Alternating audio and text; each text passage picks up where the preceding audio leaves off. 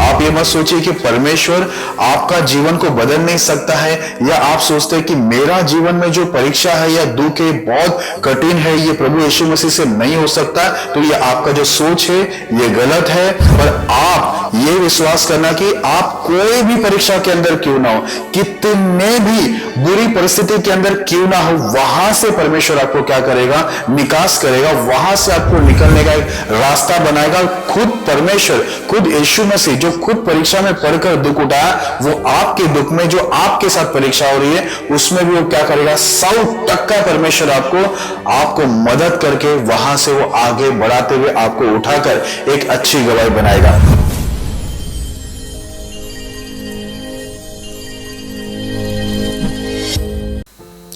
जय मसीह की। आज का हमारा विषय है, हमारी परीक्षा क्यों होती है, Why are we tempted? आइए हम लोग इस विषय के लिए प्रार्थना करें ताकि पवित्र आत्मा हमारी मदद करे। खुदावंद यीशु मसीह, हम धन्यवाद करते हैं दिए विषय के लिए, दुआ करते हैं महान परमेश्वर ये पवित्र आत्मा के द्वारा आपके दास की सहायता मदद करे इस वचन को एक्सप्लेन करने में, और सुनने वाले सभी भाई बहनों को इस वचन से आप आशीष कीजिए। आप करेंगे महान परमेश्वर, धन्यवाद देते हैं। प्रार्थना यीशु मसीह के नाम में करते हैं, आमीन। तो जैसे कि मेरे प्रिय भाई बहनों, आज का जो हमारा विषय है, हमारी परीक्षा क्यों होती है। कई बार हमारी परीक्षा होती है कई अलग अलग तरीके से, और हमारे जीवन के अंदर कई उतार चढ़ाव आते हैं, कई दुख तकलीफें परेशानी आती है। उस समय हम लोग को ऐसा लगता है कि ये परेशानी, ये परीक्षा हमारे जीवन में क्यों आ रही है। उस समय हम लोग बहुत निराश हो जाते हैं, कई बार हम लोग टूट जाते हैं, विश्वास हमारा यीशु मसीह के ऊपर से कम हो जाता है, या हम बाइबल पढ़ना, प्रार्थना करना या चर्च में जाना हम लोग कम कर देते हैं, या कभी कभार हम लोग उसे करते हैं क्योंकि हमारा विश्वास कम होता रहता है। उसका कारण यह है कि हमारे जीवन में आने वाली परीक्षा। तो ये परीक्षा क्यों आता है, हम लोग को बाइबल सारी बातों का, सारे सवालों का हमारा उत्तर देता है परमेश्वर का वचन। ऐसी कोई भी बातें नहीं है जिसका परमेश्वर हमें कभी उत्तर देता नहीं, जो बातें प्रभु हमें समझाता नहीं, ऐसा कभी नहीं हो सकता। मुझे बाइबल बहुत अच्छा लगता है क्योंकि हमारे हर सवालों का जवाब बाइबल के अंदर परमेश्वर ने लिख के रखा है। तो आइए आज हम लोग देखेंगे कि हमारे जीवन के अंदर आने वाली परीक्षा क्यों है और क्या होने वाला है हमारे साथ। तो हम लोग सारी बातों को बाइबल से देखेंगे। तो सबसे पहले हम लोग एक वचन को पढ़ेंगे, यिर्मयाह की पुस्तक, उसका 29वां अध्याय, हम लोग उसका 11 वचन पढ़ेंगे। क्योंकि यहोवा की यह वाणी है कि जो कल्पनाएं मैं तुम्हारे विषय करता हूँ उन्हें मैं जानता हूँ, वे हानि की नहीं वरन कुशल ही की है, और अंत में तुम्हारी आशा पूरी करूंगा। बाइबल के अंदर साफ लिखा है मेरे प्रिय भाई बहनों, यहोवा की वाणी है, जो कल्पना मैं तुम्हारे विषय करता हूं उसे मैं जानता हूं। परमेश्वर बोलता है जो विचार मैंने तुम्हारे लिए रखा है उसे मैं जानता हूं। यानी परमेश्वर जानते हैं, हम आप नहीं जानते, पर परमेश्वर को मालूम है प्रभु ने हमारे लिए क्या विचार रखा है। और बाइबल के अंदर साफ लिखा है कि परमेश्वर का जो विचार है, कल्पनाएं है हमारे लिए, मनुष्य के लिए, वो हानि की नहीं पर कुशल की है।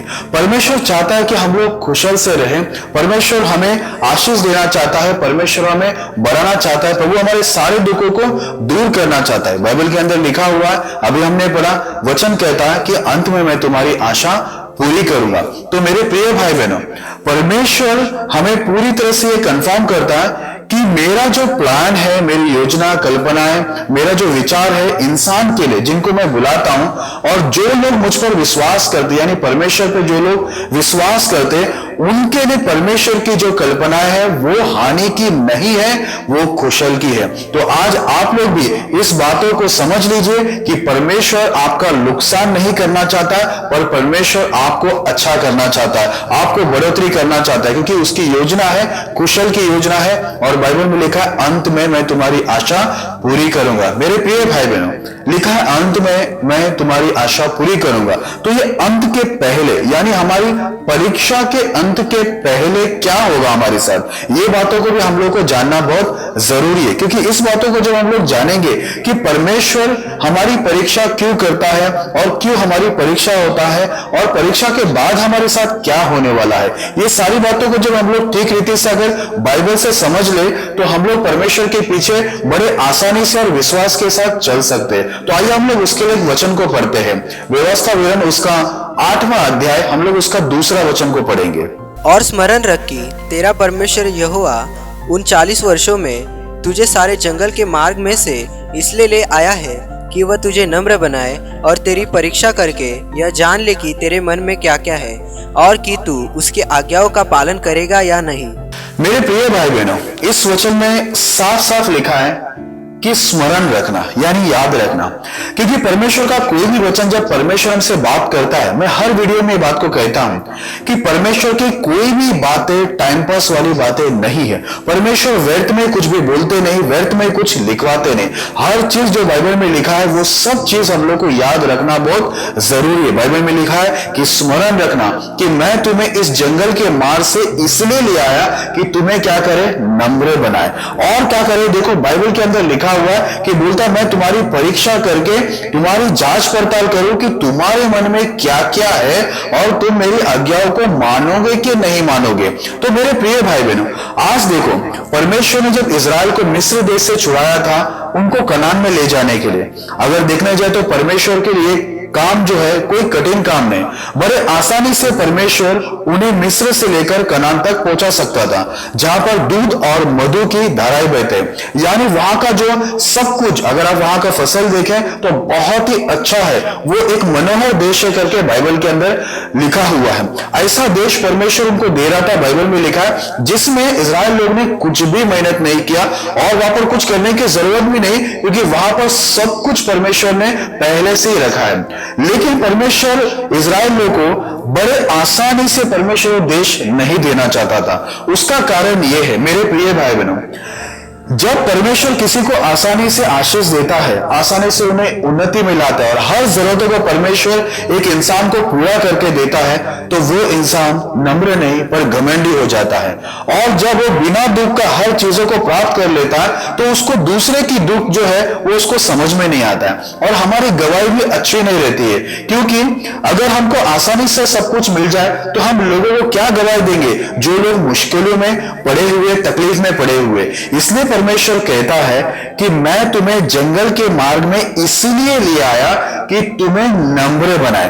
परमेश्वर सब इंसानी से पहला ये चाहता है कि हर इंसान क्या बने, नम्र बने। इसलिए परमेश्वर जंगल के अंदर उनको दुख में, तकलीफ के अंदर डाला, कई स्थिति के अंदर उनको डाला जहां पर इजराइल लोग काफी बार परेशान हुए। लेकिन परमेश्वर की इच्छा ये नहीं थी कि परमेश्वर इजराइल को नाश करे, पर परमेश्वर उनको नम्र बनाना चाहता था। उनको थोड़ा सा दुख तकलीफ है इसलिए दिखाना चाहता था कि वो आशीष जो उनको कनान में मिलने वाला है, वो मिलने के बाद वो दूसरे का भी दुख समझ सके और दूसरों की भी मदद कर सके, वो घमंडी ना हो और दूसरे लोगों के ऊपर अत्याचार ना करे। इसलिए मेरे प्रिय भाई बहनों, परमेश्वर ने उनको क्या किया, डायरेक्ट कनान के अंदर नहीं लेके गया पर उन्हें जंगल के रास्ते में लेके गया, ताकि उनकी परीक्षा करके उनको क्या करे, उनको नम्र बनाए और उनके मन में क्या है वो सारी जांच पड़ताल करे कि वो क्या बोलते हैं परमेश्वर के विषय में दुख की घड़ी के अंदर। मेरे प्रिय भाई बहनों, परमेश्वर ने परीक्षा किया और प्रभु कहता है मैं उनके मन की बातों को जानना चाहता था, क्योंकि अच्छे दिन में सभी परमेश्वर को धन्यवाद करते हैं, सभी प्रभु की स्तुति करते हैं, परमेश्वर के साथ आनंदित रहते हैं। लेकिन जब दुख तकलीफ परेशानी आती है, जब परीक्षा होती है, उस समय हर इंसान क्या करता है, अपने मन की बातों को सही सही बताने लगता है। यानी वो क्या करता है, जो उसके मन में है, दुख की घड़ी में वो ये बोलने लगता है जो उसके मन में भरा हुआ है। और क्या होता है, हम लोग देखते हैं बाइबल के अंदर इजराइल लोग ने क्या किया, परमेश्वर के विरुद्ध में वो लोग ने बहुत कुछ बोला। परमेश्वर के जो दास था मूसा, हारून वहां पर थे, उनके भी विरुद्ध वो लोग उठ गए। तब परमेश्वर क्या किया, उनके मन के सब बातों को जान के उनको दंडित किया। आखिर में लिखा है परमेश्वर वहां पर कि बोलता मैं तुम्हारी परीक्षा करके इस बातों को जानूं कि तुम्हारे मन में क्या है और तुम मेरी आज्ञाओं को मानोगे कि नहीं मानोगे। तो मेरे प्रिय भाई बहनों, परमेश्वर कभी भी किसी को भी आसानी से, जल्दी से, तुरंत परमेश्वर कोई बड़ी आशीष नहीं देता है, क्योंकि परमेश्वर इंसान को बनाया है और परमेश्वर इंसान को अच्छी रीति से जानता है कि अगर उनको आसानी से सब कुछ मिल जाए तो वो इंसान निश्चय क्या हो जाएगा, बिगड़ जाएगा। क्योंकि मैं भी एक इंसान हूं, मुझसे लेके हर कोई, मैं हर इंसान की बात करता हूं। अगर आसानी से हमें सब कुछ मिल जाए और बहुत कुछ मिल जाए तो क्या होगा, हम लोग तुरंत ही बिगड़ जाएंगे।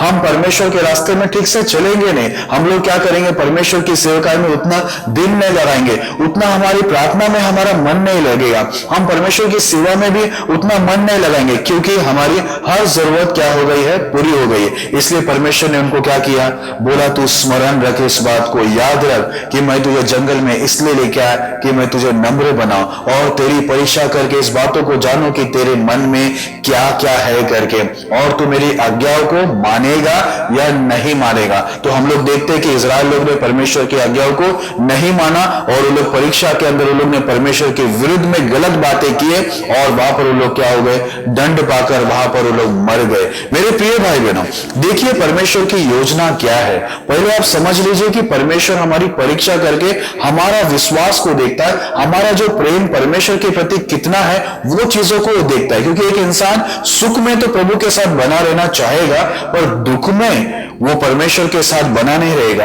पर परमेश्वर के विरुद्ध में बात करेगा, परमेश्वर से नाराज हो जाएगा, दुखी हो जाएगा, या उसका विश्वास कम हो जाएगा। तो इसलिए परमेश्वर क्या करता है, हमें परीक्षा करता है। और देखो प्रभु की योजना आखिर में है क्या। हम लोग आगे एक वचन को पढ़ते फिर हम आगे बढ़ते हैं। व्यवस्था विवरण 8वां अध्याय उसका 16 वचन हम पढ़ेंगे। और तुझे जंगल में मन्ना खिलाया, जिसे तुम्हारे पुरखा जानते भी न थे, इसलिए कि वह तुझे नम्र बनाए और तेरी परीक्षा करके अंत में तेरा भला ही करे। मेरे प्रिय भाई बहनों, यहां पर भी बाइबल के अंदर यही लिखा है, परमेश्वर कहता है तुझे आकाश से स्वर्गीय मन्ना खिलाया। उनके बाप दादा भी नहीं जानते थे, आज स्वर्गीय खाना परमेश्वर ने उनको बड़े अद्भुत रीति से वो मन्ना को खिलाया। बोलता है मैं तुझे खिलाया और क्या किया, बोलता है मैंने तेरी परीक्षा की, ये जानने के लिए कि तू परमेश्वर की आज्ञा मानेगा या नहीं मानेगा। और बाइबल में लिखा है मैं अंत में क्या करूंगा, तुम्हारा भला ही करने वाला, तुम्हारा भला ही होने वाला है। तो मेरे प्रिय भाई बहनों, परमेश्वर की योजना ही है कि हमारा अंत में वो क्या करे, भलाई करे। लेकिन भला करने से पहले वो हमारी परीक्षा करता है। जैसे कि अगर उदाहरण के तौर पर मैं आपको कहूं, अगर आपकी कोई कंपनी है या आपके घर में कोई वर्कर कोई काम कर रहा है, आप उनके ऊपर भरोसा करके पूरा घर उनके हाथ में सौंपने के लिए या आपकी कंपनी उनके हाथ में सौंपने के लिए आप उनको क्या करेंगे, जांच पड़ताल करेंगे कि वो विश्वास योग्य भरोसेमंद व्यक्ति है या नहीं है करके। वैसे परमेश्वर क्या करता है, हमारा भला करने से पहले परमेश्वर हमारा क्या करता है, जांच पड़ताल करता है। कैसे करता है, वो हमें परीक्षा में डालता है, तकलीफों के अंदर डालता है। उस समय वो हमें चेक करता है कि हम लोग परमेश्वर के प्रति ऐसे दुख की घड़ी में विश्वास रखते हैं या नहीं, और परमेश्वर के विरुद्ध हम लोग सही बात करते हैं कि नहीं, और उस समय हम लोग परमेश्वर के साथ खड़े रहते हैं कि नहीं, जब हम लोग परीक्षा में या दुख तकलीफ या कमी घटी में रहते। प्रभु ये सब जांच पड़ताल करने के बाद बाइबल में लिखा है आखिर में तेरा भला ही मैं करने वाला हूं। तो मेरे प्रिय भाई बहनों, परमेश्वर की योजना में तो यही है कि परमेश्वर हमारा भला करना चाहता है, फाइनली हमारा भला ही होने वाला है। लेकिन उस भला होने से पहला परमेश्वर हमें कुछ समय के लिए कुछ तकलीफों में, परीक्षा के तरफ से परमेश्वर हमें कुछ तकलीफों में डाल देगा।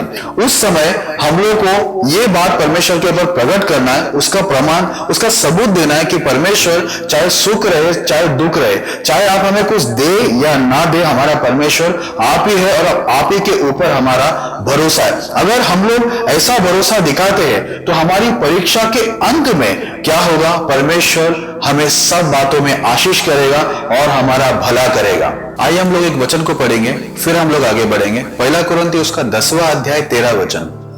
तुम किसी ऐसी परीक्षा में नहीं पड़े जो मनुष्य के सहने से बाहर है। परमेश्वर सच्चा है और वह तुम्हें सामर्थ्य से बाहर परीक्षा में न पड़ने देगा, वरन परीक्षा के साथ निकास भी करेगा कि तुम सह सको।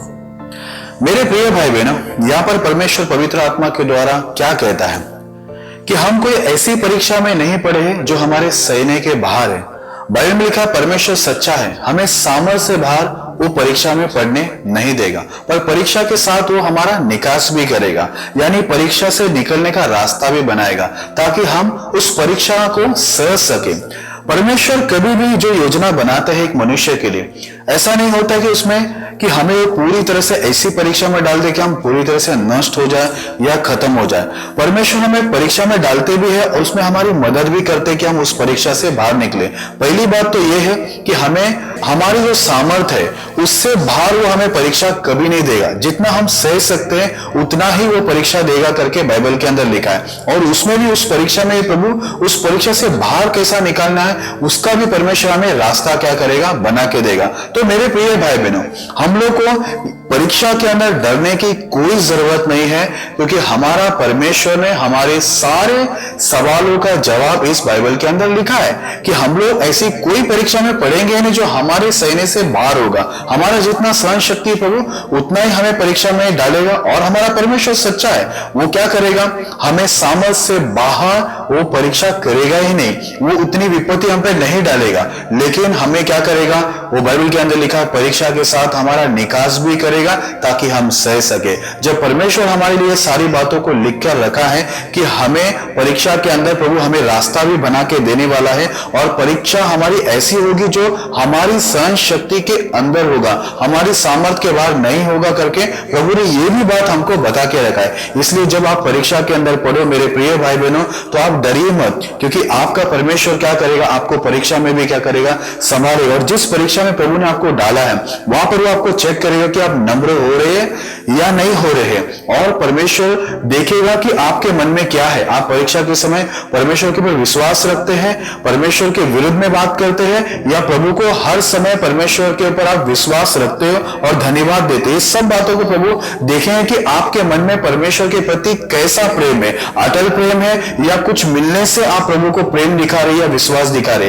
ये चेक करने के बाद परमेश्वर ये भी देखेगा कि परमेश्वर की आज्ञाओं को आप मानेगा क्या नहीं। ये सारी बातों को परीक्षा के समय देखते हैं, क्योंकि अच्छे दिन में हर कोई परमेश्वर के पीछे चलना चाहेगा, प्रभु को धन्यवाद करेगा, प्रभु को विश्वास करेगा। इसलिए प्रभु परीक्षा में चेकिंग करेगा, उसमें भी परमेश्वर परीक्षा के अंदर भी क्या करेगा, आपके लिए परीक्षा से निकलने के लिए रास्ता बनाएगा। परमेश्वर आपको सहन से बाहर आपको क्या करेगा, वो परीक्षा में नहीं डालेगा करके उन्होंने कहा है। तो इसलिए मेरे प्रिय भाई बहनों, जब कभी आपकी परीक्षा होती है, चाहे प्रभु का दास हो, दासी हो, विश्वासी भाई बहनों, एक इंसान के जीवन के अंदर बहुत सारी अलग अलग परीक्षा आती है। परिवार विरोध होते, ऑफिस के लोग विरोध होते, एरिया के लोग विरोध होते, कुटुंबी लोग विरोध होते, पैसों का प्रॉब्लम्स रहता है, हमारी सेवा आगे नहीं बढ़ती है, हमारा बिजनेस सक्सेस नहीं होता है, पढ़ाई कई बार हम लोग फेल हो जाते हैं, या अन्य ऐसी बहुत सारी प्रॉब्लम्स हमारे लाइफ के अंदर आता है। लेकिन ऐसे समय में आपको एक बात का ध्यान रखना है कि आपका परमेश्वर जो आपको सहन से बाहर आपको परीक्षा में नहीं डालेगा। आपकी जितनी शक्ति है, क्षमता है, उतना ही परमेश्वर आपकी परीक्षा करेगा, और उसमें भी वो क्या करेगा, परीक्षा से आपको निकालने के लिए प्रभु रास्ता भी बनाएगा, ताकि आप ये सब कुछ सहते हुए आगे बढ़ सके और परमेश्वर की इच्छा में सिद्ध हो सके। इसलिए मेरे प्रिय भाई बहनों, जब कभी आपकी परीक्षा परमेश्वर करते हैं तो उसमें आप परमेश्वर के सामने एक विश्वास योग्य व्यक्ति रहकर परमेश्वर को अपना प्रेम का प्रमाण देना, सबूत देना कि परमेश्वर हमें कुछ मिले नहीं मिले, हम कोई भी स्थिति में क्यों ना, कितने ही परेशानी में क्यों ना हो, हमारा परमेश्वर प्रभु यीशु मसीह आप ही है। जब हम लोग ऐसा विश्वास प्रभु को दिखाएंगे तो निश्चय परमेश्वर क्या करेगा, आपको बाइबल के अंदर लिखा हुआ है कि अंत में मैं तेरा भला ही करने वाला हूं। तो बाद में क्या होगा, परमेश्वर हमें आशीष देगा और हमारा भला ही करेगा। उसका सबूत मैं आपको बाइबल से एक व्यक्ति के बारे में आगे मैं आपको बताने वाला हूं। हम लोग आगे बढ़ते हैं, पहले हम लोग एक वचन को पढ़ेंगे, फिर हम लोग आगे बढ़ेंगे। इब्रानियों उसका 2 अध्याय 18 वचन। क्योंकि जब उसने परीक्षा की दशा में दुख उठाया तो वह उनकी भी सहायता कर सकता है जिनकी परीक्षा होती है। मेरे प्रिय भाई बहनों, यहाँ पर बाइबल के अंदर साफ लिखा है यीशु मसीह के बारे में कि यीशु मसीह ने भी परीक्षा की दशा में दुख उठाया। यीशु मसीह को भी दुख हुआ और उनके जीवन में भी परीक्षा थी। इसलिए लिखा है कि जब यीशु मसीह परीक्षा में पढ़कर दुख उठाया तो वो उनकी भी सहायता कर सकता है जो इस वक्त परीक्षा में है। तो मेरे प्रिय भाई बहनों, हमारा आसानी से मिलने वाला हमारा मददगार यीशु मसीह दयालु मददगार परमेश्वर है। मेरे प्रिय भाई बहनों, आपको बताना चाहता हूं बाइबल में ऐसा कोई भी व्यक्ति हमें नहीं मिलेगा जो बिना परीक्षा को, लेकिन परमेश्वर ने हर एक को परीक्षा के अंदर डाला ताकि उसे परखे कि उनका विश्वास परमेश्वर के प्रति कितना मजबूत है और उनका जो प्रेम है परमेश्वर के प्रति क्या स्थिति अनुसार बदलता है या हर स्थिति में वो परमेश्वर के प्रति प्रेम रखता है। तो प्रभु यीशु मसीह के भी हम लोग देखते हैं उनके जीवन में भी कितने दुख आए, वो भी परीक्षा में पड़े। इसलिए लिखा है कि वो जब परीक्षा में पढ़कर दुख उठाया है तो वो उनकी भी सहायता करेगा जिनकी परीक्षा होती है। तो आपको हो, मुझे हो या दुनिया में कोई भी क्यों ना हो, आज अलग अलग इंसान के जीवन के अंदर अलग अलग परीक्षा है, अलग अलग परीक्षा के दुख और तकलीफें आ रहे हैं। लेकिन मैं आपको बता दूं ये सब हमारे अच्छे के लिए आ रहा है, क्योंकि बाइबल में हम लोग को परमेश्वर ने पहले ही वचन में कंफर्म कर दिया कि अंत में मैं क्या करूंगा, तुम्हारा भलाई करूंगा, क्योंकि मेरी जो कल्पना है मैं जानता हूं, तुम नहीं जानते हो। यानी इंसान नहीं जानता कि परमेश्वर ये परीक्षा क्यों कर रहा है, ये दुख क्यों दे रहा है, लेकिन ये सारे दुख, ये परीक्षा के पीछे परमेश्वर की योजना ये है कि प्रभु पहले हमें नम्र बनाए, दीन बनाए परमेश्वर, और हमें जांच पड़ताल करे कि हमारा विश्वास परमेश्वर के प्रति हर समय एक जैसा है या नहीं। मतलब सुख में और दुख में हम लोग एक समान परमेश्वर से प्रेम रखना, एक समान प्रभु पे भरोसा रखना, ये हमारे जीवन में है या नहीं। इस बात को परमेश्वर क्या करता है, पहला चेक करता है, फिर अंत में क्या करता है, वो हमारा भला करता है, यानी हमें सब प्रकार की आशीष हमारे जीवन में जोड़ देता है। आप ये मत सोचिए कि परमेश्वर आपका जीवन को बदल नहीं सकता है, या आप सोचते हैं कि मेरा जीवन में जो परीक्षा है या दुख है बहुत कठिन है, ये प्रभु यीशु मसीह से नहीं हो सकता। तो ये आपका जो सोच है ये गलत है, आपका जो ये विचार है ये गलत है, ये विश्वास जो है आपका बहुत ही कमजोर विश्वास है। अगर आप ये विश्वास रखते हो तो प्रभु यीशु मसीह से आपको कोई प्रतिफल नहीं मिलेगा। पर आप ये विश्वास करना कि आप कोई भी परीक्षा के अंदर क्यों ना हो, कितने भी बुरी परिस्थिति के अंदर क्यों ना हो, वहां से परमेश्वर आपको क्या करेगा, निकास करेगा, वहां से आपको निकलने का एक रास्ता बनाएगा। खुद परमेश्वर, खुद यीशु मसीह जो खुद परीक्षा में पढ़कर दुख उठाया, वो आपके दुख में जो आपके साथ परीक्षा हो रही है उसमें भी वो क्या करेगा, 100% परमेश्वर आपको मदद करके वहां से वो आगे बढ़ाते हुए आपको उठाकर एक अच्छी गवाही बनाएगा। इसलिए मेरे प्रिय भाई बहनों, जब आपकी परीक्षा होती है ये विश्वास करना कि यीशु मसीह जिनकी परीक्षा हुई, जिन्होंने दुख उठाया, वो आपके साथ है, आपके मदद करने के लिए, क्योंकि वचन कभी झूठ नहीं बोलता। यहाँ पर साफ लिखा है कि उसने भी परीक्षा की दशा में दुख उठाया तो वो उनकी भी सहायता कर सकता है जिनकी परीक्षा होती है। यानी जब जब हम परीक्षा में पढ़ते हैं, भले लोग हमको छोड़ दे, हमारे सगे, हमारे परिवार, कुटुंबी, जो भी हमारे करीबी हमें छोड़ दे, भूल जाए, लेकिन यीशु मसीह उस समय जब आपकी परीक्षा होती है और आप दुख की घड़ी में होते, उस समय आपका यीशु मसीह आपकी सहायता के लिए आपके साथ में रहता है कि आप डगमगा के गिर ना जाए और शैतान आपके ऊपर विजय ना हो या कोई बुरी परिस्थिति आपके ऊपर विजय ना हो। आपका मददगार दुख के समय के अंदर, परीक्षा के समय खुद यीशु मसीह आपके साथ है। तो हमें आपको डरने की कोई बात ही नहीं है। इसलिए हम लोग आनंदित हो, खुशी मनाएं कि हमारे दुख में, हमारी परीक्षा की घड़ी में यीशु मसीह हमारे काफी करीब है, बहुत करीब है, हमारा हाथ को थामा हुआ है, और इस परीक्षा में वो हमको विजय दिलाते हुए एक बड़ी अच्छी गवाही बनाकर परमेश्वर जरूर महिमा लेगा। तो आइए हम लोग एक वचन पढ़ेंगे, फिर हम लोग आगे बढ़ेंगे। रोमियो उसका 12 अध्याय उसका 12 वचन हम पढ़ेंगे। आशा में आनंदित रहो, क्लेश में स्थिर रहो, प्रार्थना में नित्य लगे रहो। मेरे प्रिय भाई बहनों, यहाँ पर भी देखो पवित्र आत्मा के द्वारा परमेश्वर ने कैसा लिखा है। आशा में आनंदित रहो करके लिखा है, और क्लेश में स्थिर रहो और प्रार्थना में नित्य लगे रहो। मेरे प्रिय भाई बहनों, परमेश्वर हमें बताता है कि हमें आशा है। दुनिया में बहुत सारे लोग हैं जो अन्य जाति है, उनको कोई आशा नहीं है कि उनका आगे क्या होने वाला है, पर हमें तो आशा है, क्योंकि परमेश्वर का वचन हमें साफ साफ बता चुका है कि परमेश्वर जो हमारे लिए कल्पना रखा है वो हानि की है ही नहीं, वो कुशल की है, और अंत में हमारी आशा पूरी होने वाली है। तो परमेश्वर जब हमारी आशा पूरी करने वाला है तो हम लोग को आशा में कैसा रहना चाहिए, आनंदित, क्योंकि हमें ये कंफर्म है, हमें ये पता है कि हमारा परमेश्वर लास्ट में क्या करेगा। इस परीक्षा के बाद प्रभु परमेश्वर हमें क्या करेगा, हमें सारी आशीषें प्रभु देगा जो उसने हमारे लिए रखा है। क्योंकि परीक्षा के समय जब हम लोग खरा निकलते हैं तो परमेश्वर क्या करेगा, हमें आशीष देकर और जो कुछ हमारी मनसा है उस सारी जरूरतों को प्रभु हमें पूरा करके क्या करेगा, हमें उन्नति में लाके एक अच्छी गवाही बनाएगा। तो मेरे प्रिय भाई बहनों, आप जो भी स्थिति में क्यों ना हो, चाहे गरीबी में हो या आप अनपढ़ हो या आपके पास नौकरी या बिजनेस नहीं है या खुद का घर नहीं है या अच्छा घर नहीं है या आपकी शादी नहीं हुई है या जितने भी समस्या में आप बैठे हो इस वक्त, मैं आपको बताना चाहता हूं कि प्रभु कहता है आशा में क्या करो, आनंदित रहो।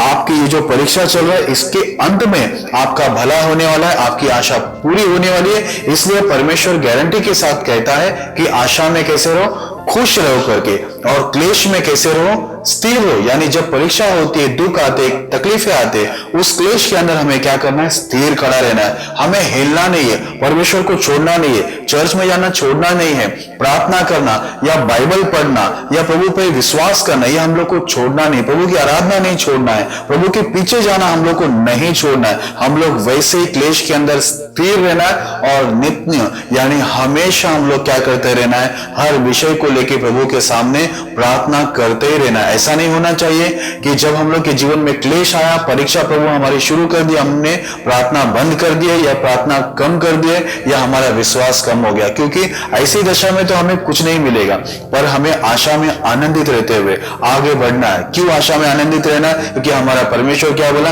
अंत में मैं तुम्हारा क्या करूंगा, मैं तुम्हारा भला करूंगा, मैं तुम्हें चेक करूंगा, तुम्हें नम्र बनाऊंगा, तुम मेरी आज्ञाओं को तुम मानते हो या नहीं इसको मैं चेक करूंगा, उसके बाद मैं तुम्हारा क्या करूंगा, मैं भला करूंगा। जब परमेश्वर हमें कहता है कि अंत में, परीक्षा के अंत में हमारा वो भला करने वाला है, तो हमें आशा में हमेशा खुश रहना है, आनंदित रहना है। कैसे, उसका एक उदाहरण मैं आपको देना चाहूंगा। अय्यूब के बारे में मैं आपको बताना चाहूंगा। अय्यूब की पुस्तक उसका 19वां अध्याय 25 और 26 वचन को हम पढ़ेंगे। मुझे तो निश्चय है कि मेरा छुड़ाने वाला जीवित है और वह अंत में पृथ्वी पर खड़ा होगा, और अपनी खाल के इस प्रकार नष्ट हो जाने के बाद भी मैं शरीर में होकर परमेश्वर का दर्शन पाऊंगा। मेरे प्रिय भाई बहनों, यहाँ पर देखो, अय्यूब, उनके जैसे तो किसी की परीक्षा हुई ही नहीं। उनके तो 10 बच्चे मर गए, जितने भी उनके पास धन संपत्ति था सब परमेश्वर ने क्या किया, शैतान को भेजकर उनकी परीक्षा की और सब कुछ मिटा दिया। उनके दोस्त लोग उनको छोड़ दिए, उनकी बीवी, उनके सगे संबंधी, हर कोई उनको छोड़ दिया, उनकी निंदा की। वो राजा जैसा व्यक्ति था, धनी व्यक्ति था, वहां से वो किधर आ गया, रास्ते पर आ गया, एकदम गरीब हो गया। मेरे प्रिय भाई बहनों, वो भी बिना वजह, ऐसा नहीं है कि वो कोई पापी था, अधर्मी था या उसने कुछ गुनाह किए करके उसके पर ये विपत्ति, ये परीक्षा है, ऐसा नहीं था। लेकिन परमेश्वर उसके बारे में शैतान को चैलेंज करता है कि उसके जैसा, अय्यूब के जैसे पूरी पृथ्वी में उसके जैसा खरा सीधा मेरा भय मानने वाला और बुराई से अलग रहने वाला कोई नहीं है।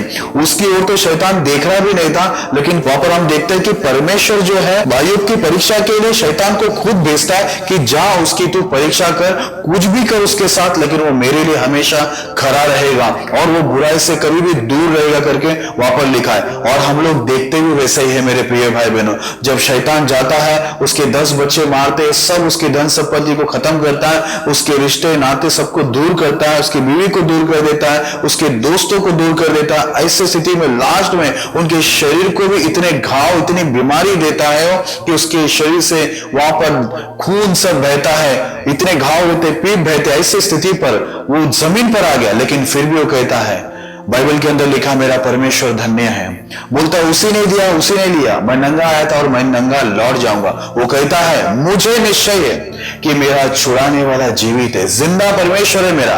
बाइबल के अंदर लिखा है, वो बोलता है मेरा छुड़ाने वाला जिंदा है, मुझे निश्चय है। अंत में बोलता है मेरा परमेश्वर भूमि पर, इस पृथ्वी पर आकर खड़ा हो जाएगा। बोलता है मेरा ये शरीर इस प्रकार नष्ट होने पर भी यही शरीर में मैं परमेश्वर की महिमा, परमेश्वर की दर्शन, बोलता है यही सड़े हुए बॉडी पर, यही सड़े हुए शरीर पर मैं देखूंगा करके वो उसने ये बात को बड़े आशा से आनंदित होकर कहा कि मेरा परमेश्वर अंत में ये पृथ्वी पर ऊपर खड़ा होगा और मेरा सड़ा हुआ जो शरीर है उसी में मैं परमेश्वर का दर्शन देखूंगा, प्रभु की महिमा देखूंगा। और मेरे प्रिय भाई बहनों, जैसे कि आप जानते हैं कि अय्यूब के जीवन के अंदर कितनी परीक्षा आई थी, लेकिन परमेश्वर ने बाद में उसके साथ क्या किया। परमेश्वर ने उसको सारी आशीष दुगना दिया करके बाइबल में लिखा है। आइए हम लोग उस आखिरी वचन को पढ़ लेते हैं कि ताकि हमें पता चले कि अय्यूब के साथ क्या हुआ था करके।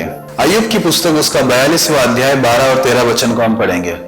यहोवा ने अय्यूब के बाद के दिनों में उसके पहले दिनों से अधिक आशीष दी और उसके 14,000 भेड़ बकरियां, 6,000 ऊँट, 1,000 जोड़ी बैल और 1,000 गदहियां हो गई।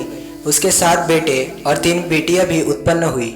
मेरे प्रिय भाई बहनों, यहाँ पर हम लोग अय्यूब के बारे में देखते हैं कि परमेश्वर ने उसकी सारी परीक्षा की, वो भी बिना वजह का, क्योंकि परमेश्वर को एक ही कारण था उनको परीक्षा करने का कि परमेश्वर उसको परीक्षा करके चेक करना चाहता था कि वो दुख की घड़ी में जब सब कुछ उसको छोड़ दे, सब लोग उसको छोड़ दे और हर चीज उससे छीन लिया जाए, तब वो मेरे पर विश्वास रखता है नहीं। क्योंकि शैतान ने यही बात परमेश्वर से कहा था कि तूने, परमेश्वर को बोलता है, तूने सब कुछ उसको दिया है, इसके वजह से वो तेरा धन्यवाद करता है, तुझ पर विश्वास करता है। लेकिन ऐसा नहीं था। वो राजा इंसान, इतने बड़ा इंसान, धनी व्यक्ति रोड पर आ गया, बीमार हो गया और सब लोग ने उसको छोड़ दिया, सारी संपत्ति चली गई, वो कंगाल हो गया। ऐसे समय में भी उसने अपना विश्वास परमेश्वर को दिखाया, अपना प्रेम दिखाया और उसने अपने विश्वास और प्रेम का प्रमाण दिया, सबूत दिया कि परमेश्वर कुछ रहे या नहीं रहे, मेरा परमेश्वर आप ही हो और मेरा भरोसा आप ही के ऊपर है कि आप मेरा क्या करेगा, अंत में भलाई करेगा। और अंत में उनका भलाई हुआ।